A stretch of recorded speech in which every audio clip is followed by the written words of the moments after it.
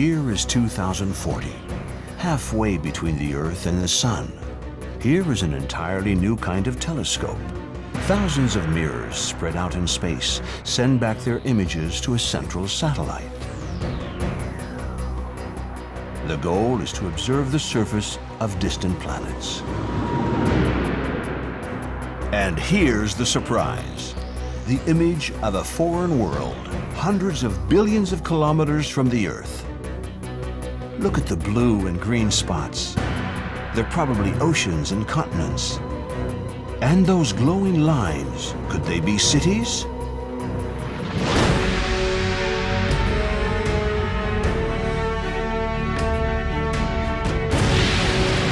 Worlds of ice, worlds of fire, and giant planets, soon maybe a new planet Earth? How does life appear? Is it a rare or a common phenomenon in the universe? Billions of suns and billions of planets in our galaxy alone. How many inhabit intelligent life?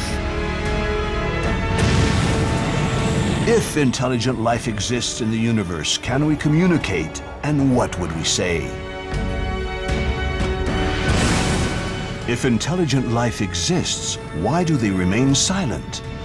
What if we are alone, absolutely alone in the universe?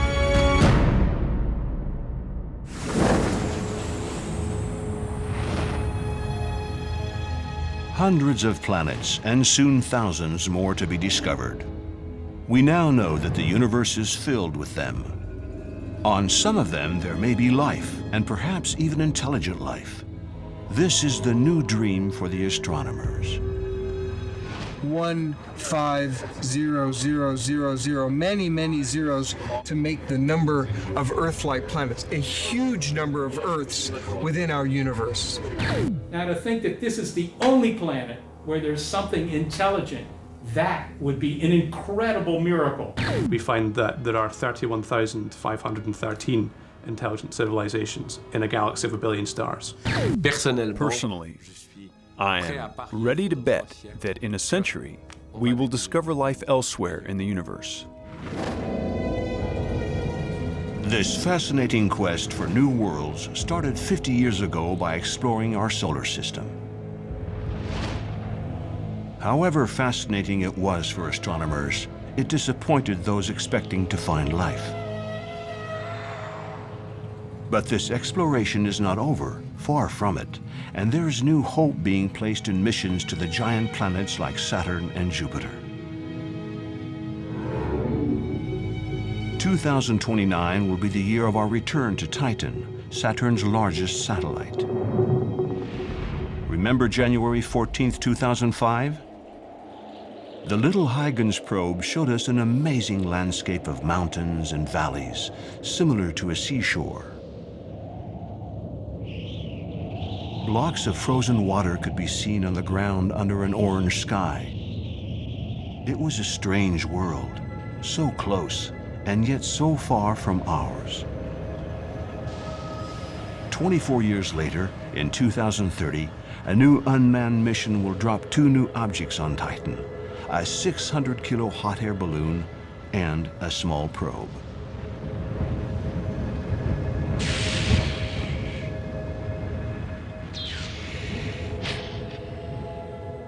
Athena Kustanis, responsible for this US-Europe joint venture, tells us about this fantastic journey as if she was already there. In this twilight, the balloon will move at 10 kilometers of altitude. And here, it's 200 degrees Celsius. It's very, very cold. So the cameras and all the equipment on board, cameras, analyzers, and all the rest, will take images of the ground. But we'll also use a few flashes to see what's at the bottom and what's around us. When we go through the atmosphere, we'll suck up the aerosols and see how this surface is built and what its organic chemistry is made of, which will allow us to understand the level of complexity of the organic chemistry, and if it has the level that we have on Earth, which is necessary to make macromolecules and create life. At the same time, this balloon is moving in a very cold and very dark world.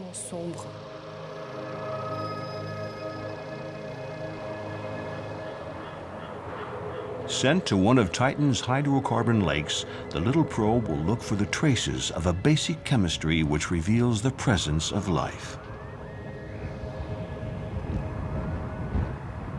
The probe lands, and instruments will take samples of the liquid in this lake. We taste it, and with all the equipment on board, we'll make an analysis which will tell us, on the one hand, what this atmosphere is made of, and on the other hand, if there's liquid inside. To have liquid inside Titan, you need ammonia. This lander is showing us that, yes, there are traces of ammonia in this lake. Then we realize that there's an ocean inside of Titan, an ocean made of water, which may shelter life, if not today, then maybe one day. We also expect to find life on Enceladus, another one of Saturn's satellites. Look at the horizon. Giant geysers of ice erupt at the surface. An underground ocean fuels them. The opportunity is too enticing. We'll also go to Enceladus. Our orbiter gets close and dives into one of these geysers. It picks up matter, which we will then analyze on Earth.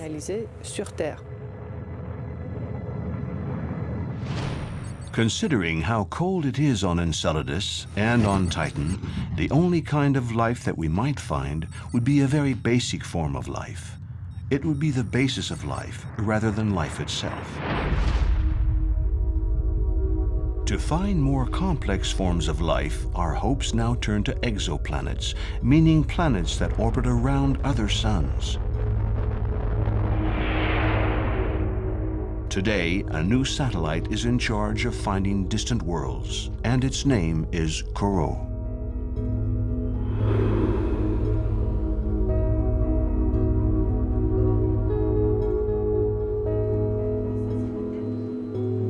We're in Toulouse, inside the National Center for Outer Space Studies.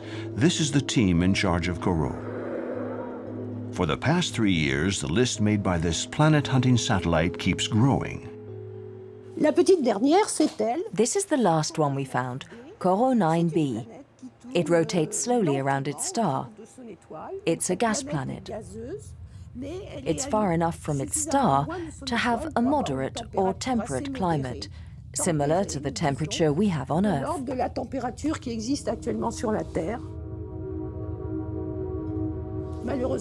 Unfortunately, it's a gas planet, so there probably isn't any life on it. How can one find objects that small and so far away? It isn't enough to make the telescopes more powerful.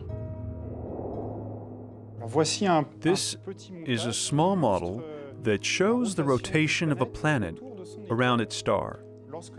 When the planet goes in front of the star, the light coming out of the star will lower slightly.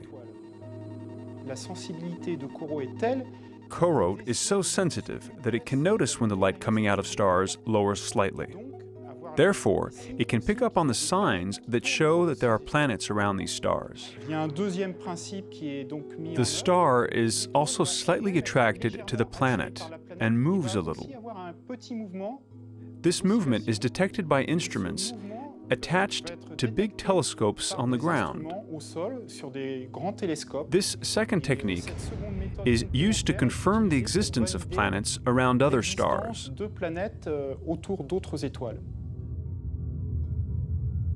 In the beginning, the planets that we discovered were inevitably large gas planets, not suited for life.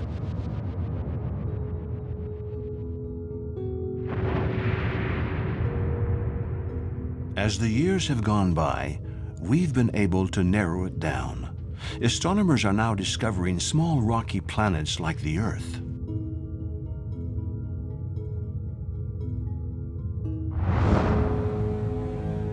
To reach the final goal, discovering a planet similar to the Earth, we will have to wait for a new generation of telescopes, hypertelescopes.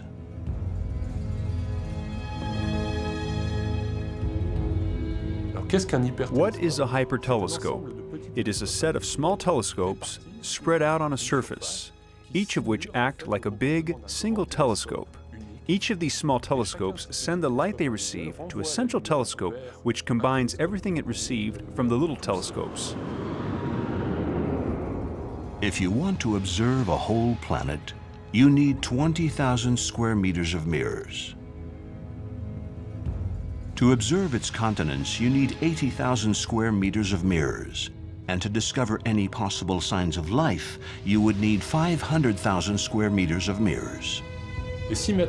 If, for example, you want to see an image of the Bay of Saint-Malo, seen from a nearby star, seen from 500 meters away from the bay, you would need to set your telescope 300,000 meters away, the distance between the Earth and the Moon, and you would need approximately a 5 million square meter surface, which is about 1,000 times the size of a soccer field. Tuesday, April 6, 2010, Academy of Sciences at Paris. On that date, Swiss astronomer Michel Mayor was giving a presentation in front of his peers about the search for planets similar to the Earth. We can see those rings, that structure which gives us information about the existence of planetary systems. In 1995, Michel Mayor was the very first astronomer to discover the first exoplanet, 40 light years away from the Earth. Here it is, 51 Pegasus, a giant made of gas, like our Jupiter. But the surprise was that its orbit was very close to its star. Michel Mayor is still excited about it today. It's completely unusual. A planet that has the same mass as Jupiter orbiting very, very close to its star, going around in 4 days. Our concepts about the structure of big planets would not allow us to understand this. We had to reconsider the theory entirely to explain how this planet, which had to be very far away, evolved to get closer to its star. Currently, the entire theory about the formation of planetary systems has to include this. A surprise right from the first discovery. Other discoveries will be on the same level. In the past 15 years, more than 400 planets have been discovered, each more amazing than the others. The vast majority of planets that were discovered were our close neighbors. These are planets that are 10 to 100 light years away, which is already pretty far. But one experiment has been done to find planets that are even farther away. Basically, we took successive pictures for months of regions at the center of the galaxy. It was the Ogle Experiment, OGLE.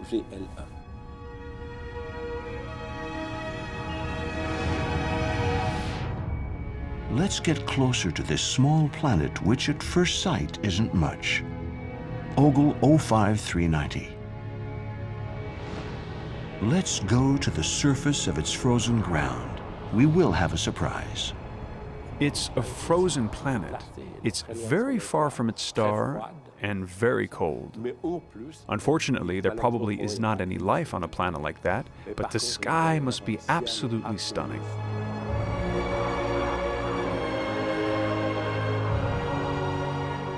Why? In the central regions of the galaxy, the density of stars is much greater, about 1 million times greater than it is around us. So let's imagine the view of the sky one must have from a planet like this. A myriad of stars, 100 times, 1,000 times denser than what we have here. Unfortunately, we won't be able to go there. Of course, astronomers are looking for a new Earth, but where can it be found? We would like a little planet somewhat like the Earth, which is at the right distance so that it is neither too hot nor too cold. Gliese 581d is the first small place that finds itself in that situation. It still isn't exactly a planet like the Earth. Its mass is 7 times greater than the Earth. It's a bit too heavy, but it's at an inhabitable distance from its star. Today, Michel Mayor has a very personal hypothesis about Gliese 581d.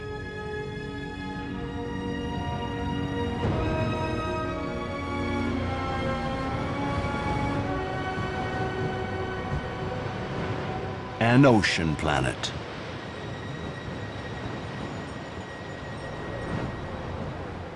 According to Michel Mayor, it was once a frozen planet, which migrated and melted as it got closer to its star. The result is a huge ocean. This has nothing to do with the extremely thin ocean we have on Earth, but an ocean that is maybe 100 kilometers deep.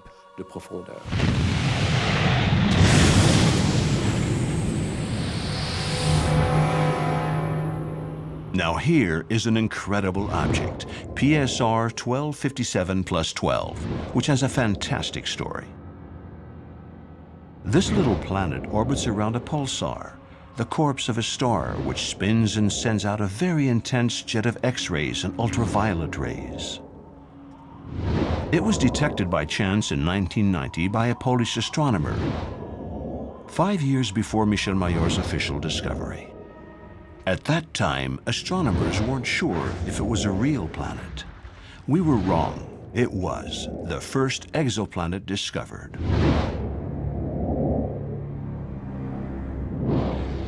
Corot's team has just found the smallest planet we know to this day, Corot 7b. It's barely bigger than the Earth. It goes around its star in less than 24 hours. In other words, if Corot 7b had any inhabitants, the year would not even last a day. Sounds like the story of the Little Prince. Since it turns in less than a day, it's very, very close to its star. Very close to fire, so it's very, very warm. But since it always faces its star from the same side, just like the moon does with the Earth, it's very warm on one side and probably very cold on the other. So if you want to go from one side to the other, you would have to go from a bathing suit to a ski suit. In 15 years, our perception of the universe has completely changed. Now it's full of planets. We went to Berkeley University, where we met one of the most famous American astronomers, Jeffrey Marcy. Along with Michel Mayor, he was one of the pioneers of the discovery of exoplanets.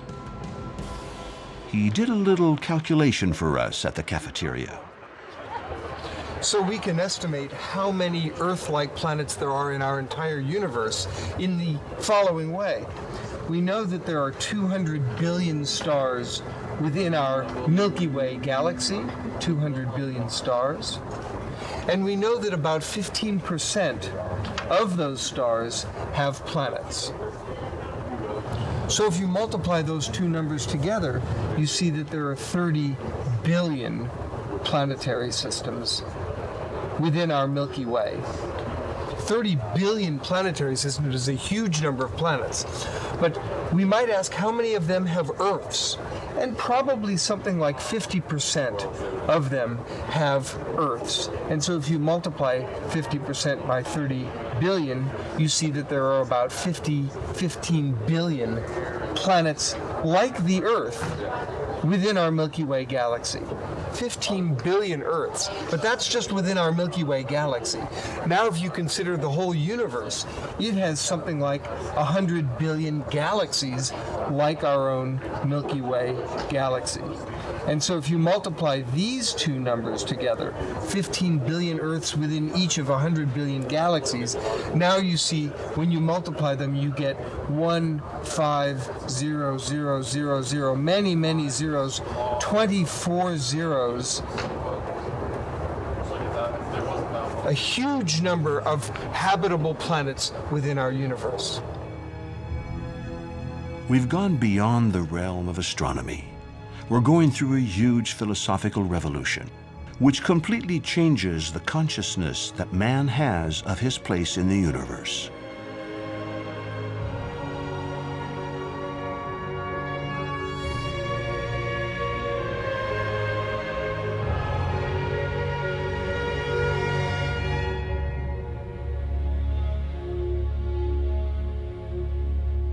Now, let's take time to contemplate our Earth.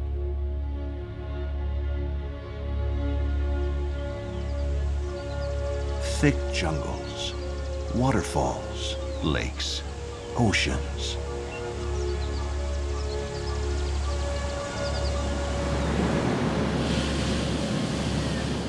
These landscapes don't seem to exist often in the universe. So far, most distant worlds that have been detected by astronomers are most likely frozen or burning deserts, therefore barren. In contrast, the Earth is full of life.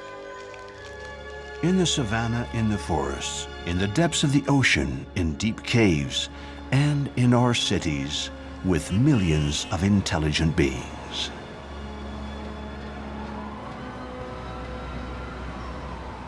How is this exception explained?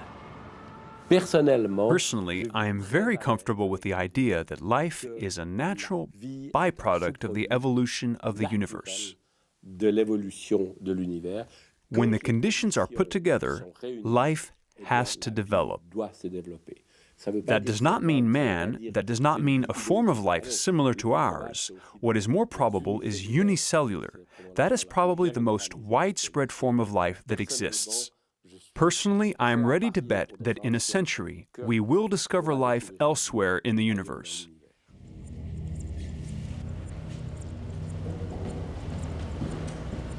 Let it be known that Michel Mayor's optimism isn't just a belief. It's confirmed by very objective research which takes place in laboratories all over the world. We're in the French Society of Exobiology. These aren't fans of science fiction, but biologists, chemists, astrophysicists, who are experimenting on forms that life may take on planets other than the Earth.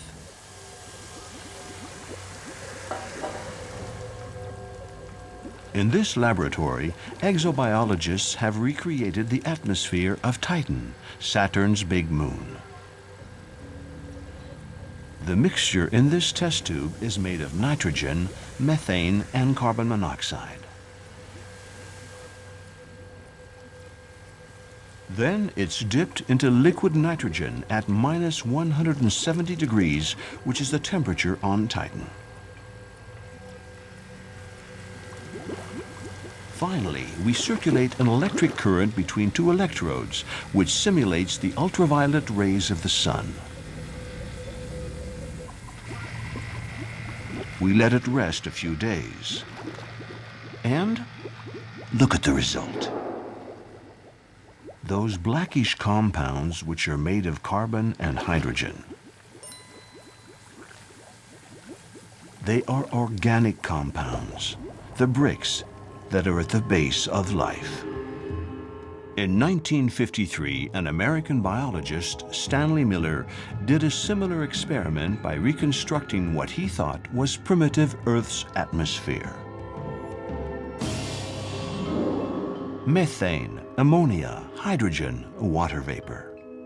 And he also obtained organic compounds. To the public, this discovery struck like a lightning bolt. The public did not realize that it was that easy to obtain biological compounds. In experimental situations which are really quite simple, the fact that it was easy was a huge surprise. A huge surprise to the public and a huge surprise to certain scientists, who did not think that in such a short amount of time, one could construct the elements at the basis of life. Let's not be too hasty. It's one thing to have the bricks, but you still have to build the house. For over half a century, we know that the blueprint is inside this long molecule called DNA, deoxyribonucleic acid. Alas, you can't find it at the bottom of a test tube. In these experiments, we obviously don't build bacteria, microorganisms. Neither do we build nucleic acids or even proteins. What we build are the bricks of these giant molecules. Amino acids are the elements, the bricks, that form proteins. We also build small pieces of nucleic acids, but small pieces, really small bricks. To go from these small pieces to the macromolecule is like going from a few bricks, a few stones, to a cathedral. And it does not happen overnight.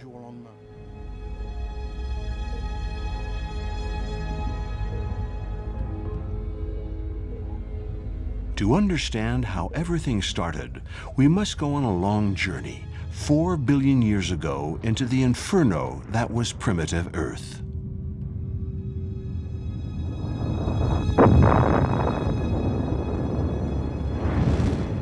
Asteroid showers, volcanoes spewing their lava, a boiling ocean, a suffocating atmosphere, 100,000 times richer in carbon dioxide than ours.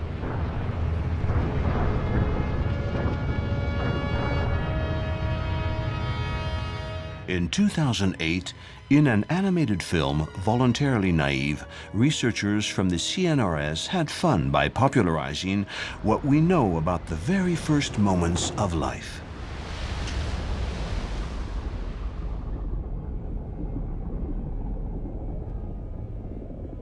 They chose to tell us about the adventures of a small water molecule, Piccolina. After arriving on Earth aboard a comet, Piccolina is going to witness the birth of life inside the primitive oceans. At first, she sees isolated and simple molecules, like methane or carbon dioxide. Then more complex molecules, like amino acids, Stanley Miller's famous bricks. But one day, Piccolina meets something astonishing. One day, I stumbled upon a kind of huge molecular snake, a polymere. Dozens of molecules were attached to each other in single file. What a strange idea! I met others, more and more, which seemed to come out of a crack at the bottom of the pool I fell in. I wanted to be sure. I got closer, and here, how spectacular! Molecules from the same family attached to clay crystals were arranging themselves one next to the other. Actually, this little trip that she's telling us about shows the complexities of matter. We go from little molecules with carbon. Most of them have carbon atoms in their structure. And those molecules are able to become more complex, to react to one another, to become bigger and bigger. It keeps getting bigger and bigger, becomes giant molecules, what chemists call macromolecules. And some of these macromolecules will be able to multiply, to make copies of themselves. Once these big molecules that can copy themselves have appeared, that's the beginning of life. We can say that these macromolecules that can make copies of themselves are the first living organisms.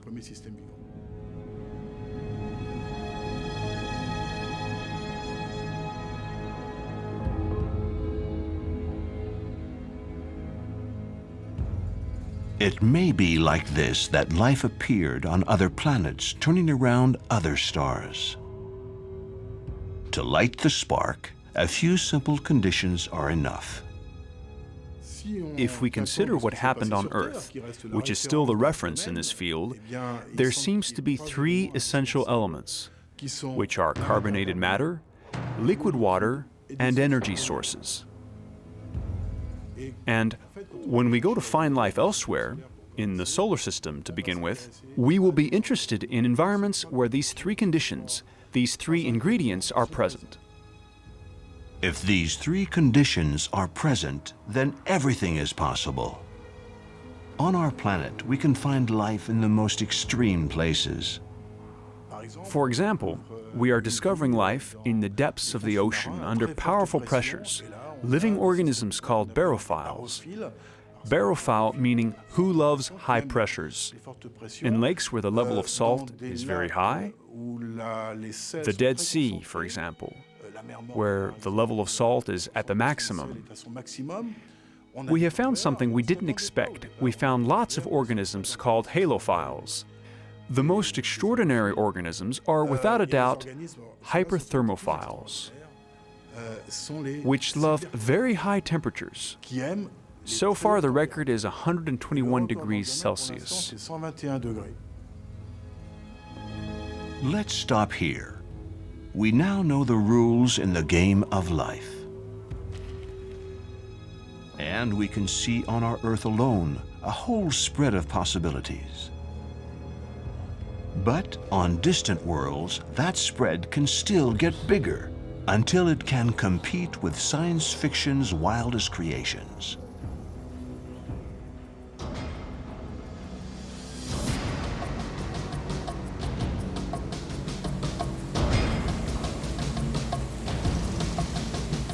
Now let's go further. This is the Seattle Space Needle in the state of Washington, the landmark that represents the city the most.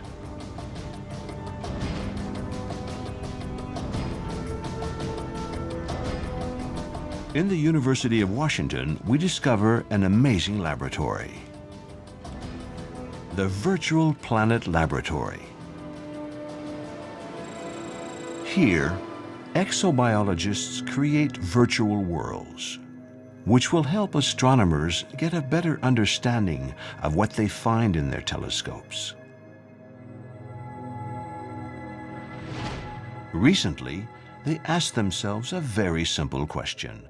What could be the color of the vegetation on worlds orbiting distant suns? Green?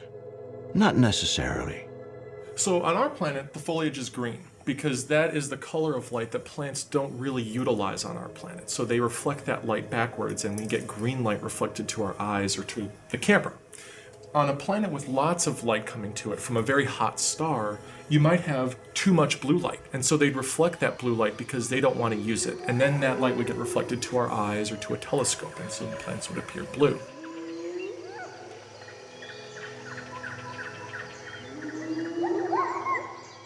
And on the sides, we have the color black. And the color black is the presence of absorbance of all color. Nothing's getting reflected backwards. And so a planet which has not much light coming to it from its parent star, if the star is cold and doesn't give off many photons, you might want to absorb and get your hands on all the photons possible and absorb all the photons you can. And if you do that, you're not going to reflect anything. And then the color that that planet would have would be black. And so the color of leaves on some planets may be black.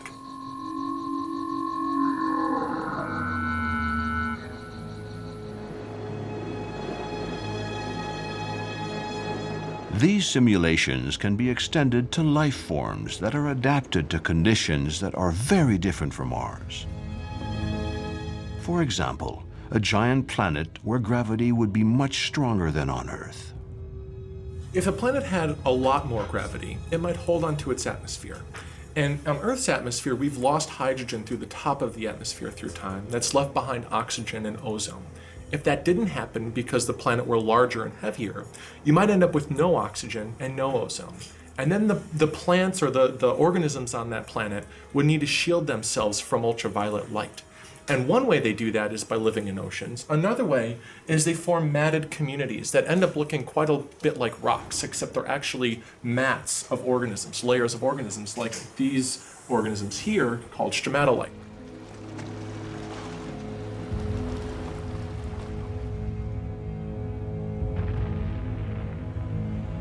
Of course, what we're interested in is intelligent life. On which planet would we have a chance of discovering it? Well, we have a good image of what an intelligent planet looks like. Earth. And we hope to find Earths this decade. This is going to be the most important scientific discovery we're going to make in the next few years. And once we find those planets, we're going to want to know if they're alive. And that's where we come in.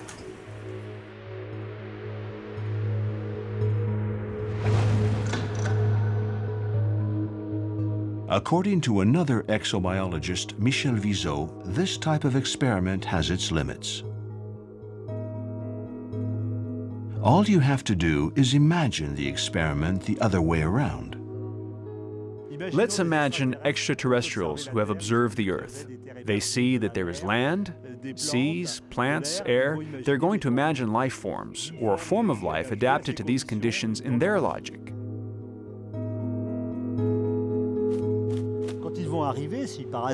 If by chance they arrive, they're going to find a complete abundance of life. Plants, animals, bacteria. They're going to find elephants, giraffes, flies, birds. Life forms that are extremely different and share the same biotope, the same small unit. So we quickly realize that it is a bit vain to assume what form life may take, simply based on physical and chemical information that we can observe on a planet. If one day we have the chance to find an extraterrestrial life form, if we get the chance to meet it, firstly, it won't be alone, and secondly, we are going to be surprised. Life, yes, probably. But what about intelligent life? In 1961, a famous radio astronomer, Frank Drake, suggested an equation to try to estimate the potential number of extraterrestrial civilizations in our galaxy. And this is what it looks like. Don't be afraid. It's a very simple equation. Combining the number of planets where life appeared, the number of planets where it evolved towards intelligence, the number of civilizations that can communicate. For pessimists, the result is only one. Only one civilization, ours. But for optimists, there should be several thousands.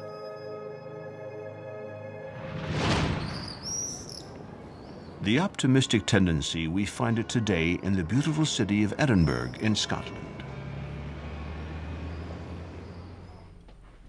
In the library of the Royal Observatory, we met a young researcher, Duncan Forgan, who surprised the scientific world by estimating the probable number of intelligent civilizations in our galaxy. To achieve this calculation, Duncan Forgan was given access to the university's supercalculator, which worked for a dozen days, or a bit over 200 hours, on 3 possible scenarios. In the first scenario, we put in information that life is difficult to form. So this is a hypothesis. And we say that if life is difficult to form, but it doesn't manage to form on a planet, it can evolve into an intelligent civilization. And we find that in our models, if we put this information in, there are 361 planets with intelligent civilizations in a galaxy of 1 billion stars. In the second scenario, we're more optimistic about life, and we assume that it can form in more places than in the previous scenario. However, the civilizations that arise from those life forms have an extra sociological pressure placed upon them. Basically, that the longer it takes them to evolve from a state where they may be vulnerable to a state where they become stable and advanced, the longer that time period takes, the more likely they are to destroy themselves using their own technology. And in that scenario, we find that there are 31,513 intelligent civilizations in a galaxy of 1 billion stars.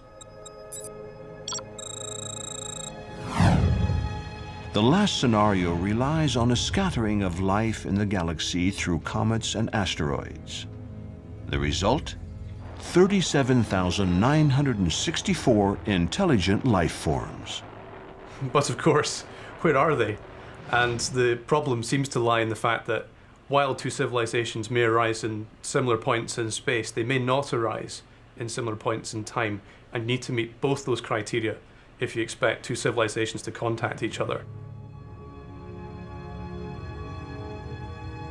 Let's say that some of these civilizations live in the same period as us. What could they look like? In 1964, Russian astronomer Nikolai Kardachev suggested a theory to classify them according to how much energy they consumed. First, there are Type 1 civilizations. They survive by using all of their planet's energy. But we're still very far away from it. We will probably have to wait several centuries to become a real Type 1 civilization.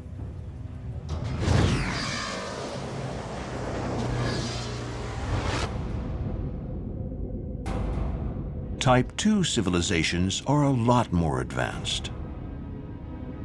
They use all of the energy coming from their star.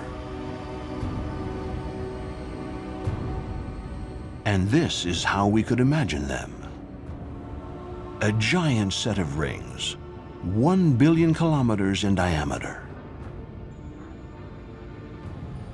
built around a sun that could be similar to ours.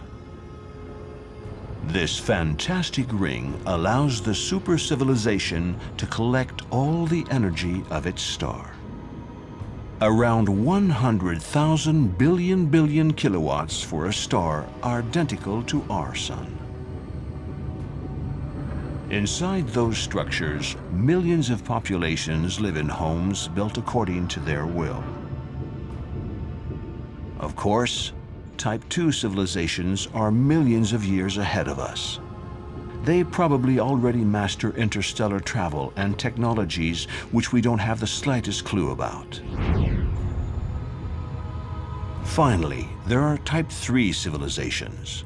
They use all of the energy in their galaxy. They should be between 1 and several billions of years ahead of us. Yes, but once again, where are they? Normally, such civilizations should send out radio signals that we could pick up. Thanks to our radio telescopes, this is the goal of the famous SETI project, or Search for Extraterrestrial Intelligence. The problem is that until now, the sky remains silent. We're in San Francisco. We immediately head south towards the little town of Mountain View, where the headquarters of the SETI Association is located. Here, the skies are tirelessly examined to find a radio signal, an intelligent signal sent out by an extraterrestrial civilization. Yes, but it's been 50 years and still nothing. How can we understand this silence? My mother even occasionally will call me up and say, you know, are you doing the job you really want to do? Well, I am. And the reason is we haven't found a signal yet, but the experiment is getting faster. It doubles in speed every 18 months. And so that means that whatever we do in the next 2 years is more collection of data than the past 50 years put together. So that's what keeps me going. The thought that, yeah, we haven't found anything so far, but in the next 20 years, I think we will. Mr. Shostak, I have a surprise for you. It comes from Nancy, the radio telescope of Nancy. Okay, all right. Well. It was definitely a surprise. This message was received a few days earlier by the radio telescope of Nancy in Sologne, France. Although it's mainly used to explore the sky, this powerful radio telescope is sometimes used to pick up possible intelligent radio signals. And this is what attracted the researchers' attention. This is the spectrum of the radio waves we receive with the Nancy radio telescope.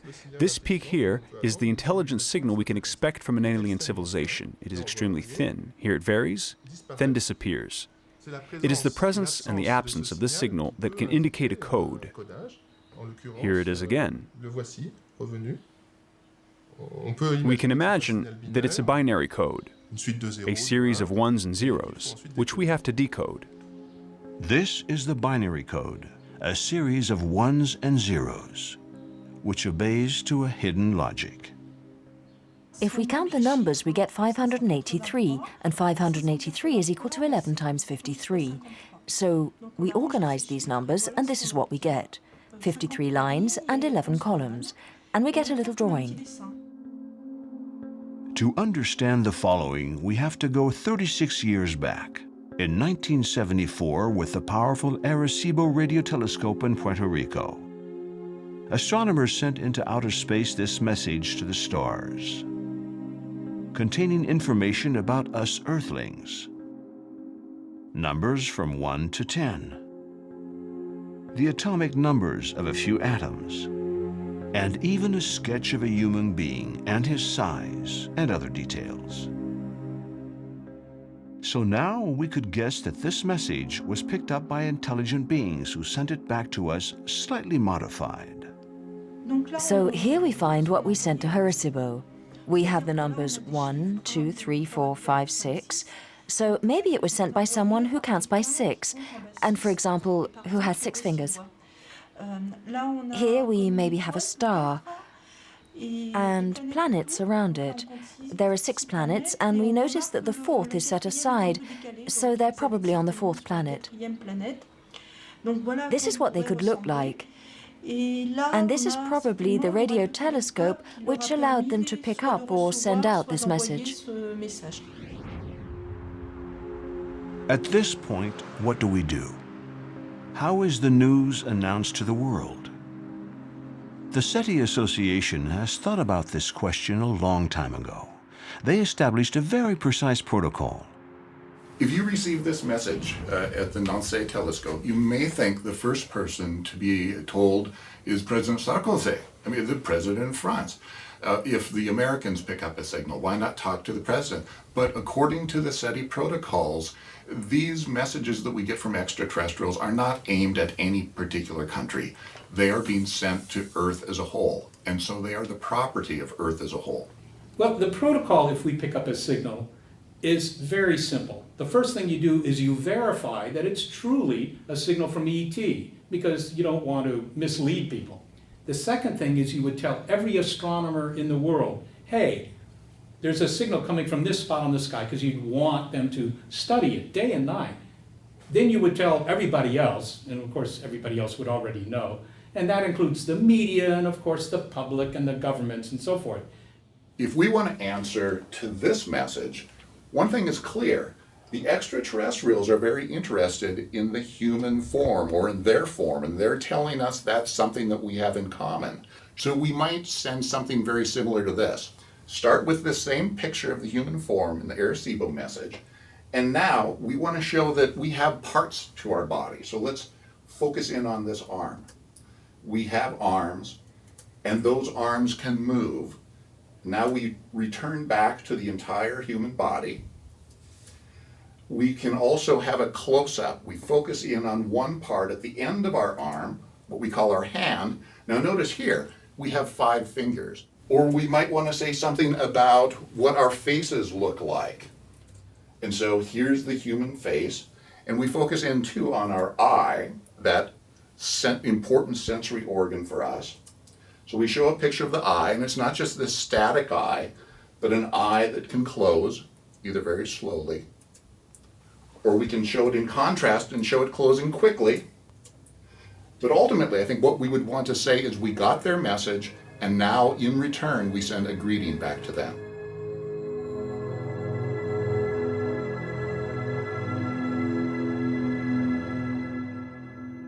Of course, sadly, this was only a simulation. Once again, we haven't received anything for now. So here's the question. What if we were alone, absolutely alone in the universe? The number of planets in our own galaxy is probably a million million.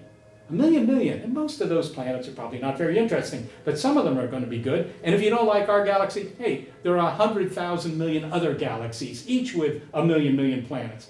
Now, to think that this is the only planet where there's something intelligent, that would be an incredible miracle. And one thing you learn after being a scientist for a while is you don't believe in miracles.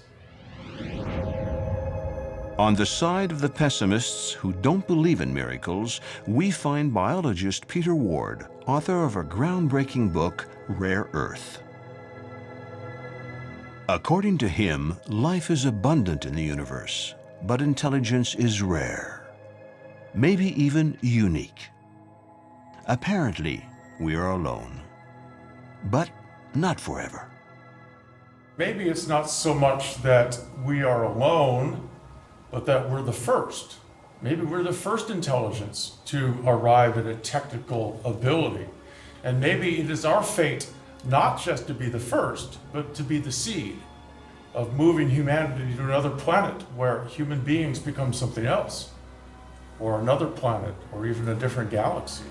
So that would be a much more optimistic, that's not pessimistic, it's wonderful.